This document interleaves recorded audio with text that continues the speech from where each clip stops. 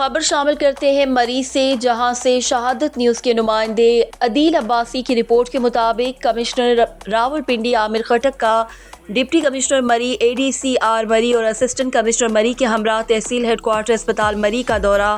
M S doctor Abdussalam Abbasi نے briefing دی۔ خبر کے مطابق نو تعینات کمشنر راولپنڈی عامر خٹک نے deputy commissioner Murree Zaheer Abbas Shirazi, A D C R captain Qasim Ijaz اور اسسٹنٹ کمشنر مری عبدالوہاب خان کے ہمراہ تحصیل ہیڈ کوارٹر اسپتال مری کا دورہ کیا اور ہسپتال کے O P D block, emergency department اور لیبارٹریز کا معائنہ کیا۔ اسی دوران medical superintendent tehsil head quarter اسپتال مری ڈاکٹر عبدالسلام عباسی نے کمشنر کو اسپتال کے مختلف شعبہ جات کے بارے میں آگاہی دی اور ہسپتال میں درپیش مسائل بالخصوص ڈاکٹرز اور اسٹاف کی کمی جیسے مسائل سے آگاہ کیا، اور کمشنر راولپنڈی نے ہسپتال میں درپیش مسائل کو جلد حل کرنے کی یقین دہانی کروائی۔ اس موقع پر کمشنر راولپنڈی نے ہسپتال میں ڈاکٹرز اور ہسپتال کے عملے کی ڈیوٹی پر موجودگی اور ہسپتال میں صفائی ستھرائی کے بہترین انتظامات پر ہسپتال انتظامیہ کی ستائش کی اور ہسپتال انتظامیہ کو ہدایت کی کہ ہسپتال میں آنے والے مریضوں اور ان کے لواحقین کو صحت کی بہترین سہولیات فراہم کرنے میں اپنا کردار ادا کرتے رہیں۔